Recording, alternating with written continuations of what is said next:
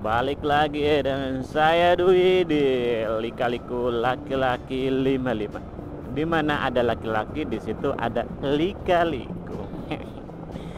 Selamat pagi dari Kemiling Bandar Lampung. Sekarang hari Kamis tanggal 22 Februari 2024 ya. Dan seperti biasa saya sedang dalam perjalanan menuju tempat kerja ya di Pasar Gintung. Perjalanan kita sekitar 15 menit kalau lancar dan tidak macet. Dan seperti biasa kita ada di sesi curhat-curhat. Sesi lagi ya, biasalah ya, namanya laki-laki dengan rumah tangganya serta lika-likunya.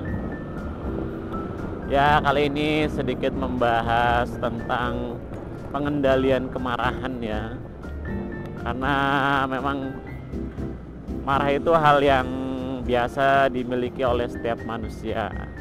Salah satunya adalah saya dan juga yang lainnya.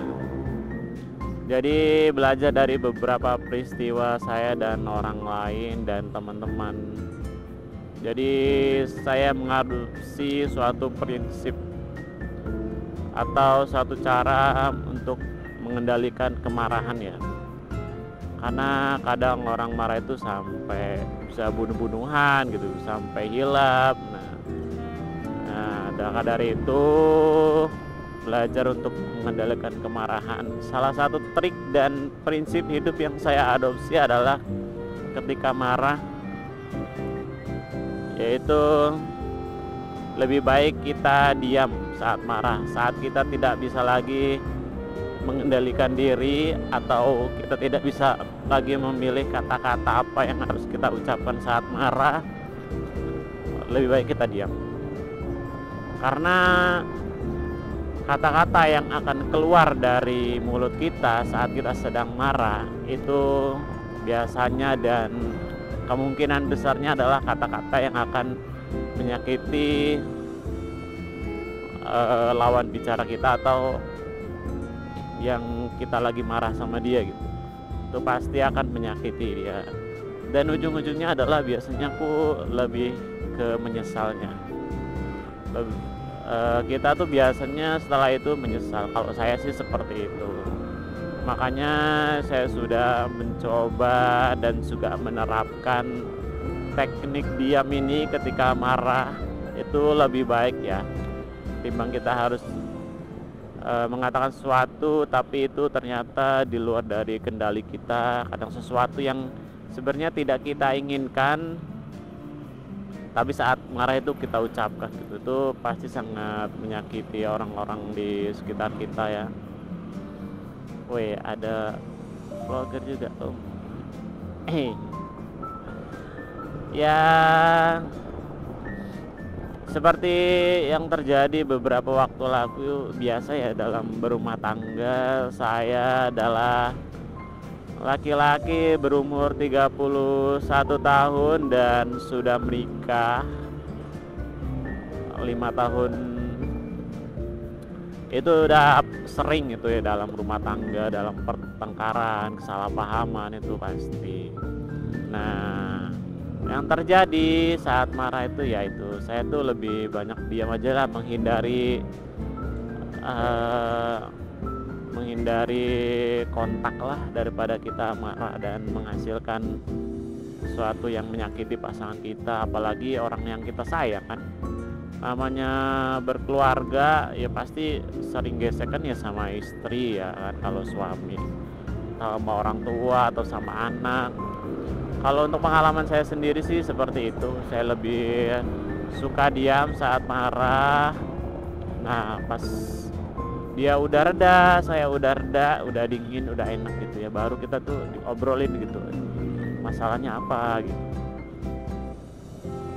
Paling seneng tuh kalau ada masalah tapi tuh ada penyelesaiannya gitu ya, gak cuman marah-marah aja tapi tuh gak ada solusinya. Ya paling gitu aja sih saran dan tips trik Intinya itu kita harus mengendalikan amarah kita ya, jangan amarah kita yang mengendalikan kita. Kalau amarah kita yang mengendalikan kita, yang terjadi adalah ya seperti itu biasanya, kayak orang berantem, bunuh-bunuhan tuh, terus jeleknya tuh gitu biasanya. Itu yang mengerikan sih menurut saya, orang-orang yang benar-benar sudah nggak bisa mengendalikan diri, dikendalikan oleh amarahnya, hingga terjadilah seperti itu, dan ujung-ujungnya masuk penjara atau apa.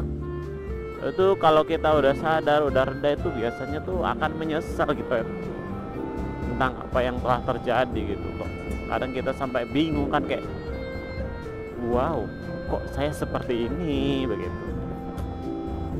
begitulah saran-saran dan tips dalam mengendalikan amarah kita ya. Lebih baik kita diam daripada marah tapi menyakiti orang lain. Asik. Quote of the day dari Lika-Liku Laki-Laki 55. Paling gitu aja untuk informasi atau sesi curhat untuk kali ini. Terutama ini untuk mengingatkan diri saya sendiri tentang mengendalikan amarah gitu ya. Karena tidak ada yang menguntungkan dari kemarahan. Tidak akan membuat kita, walaupun kita menang dalam perdebatannya, tidak akan membuat kita menjadi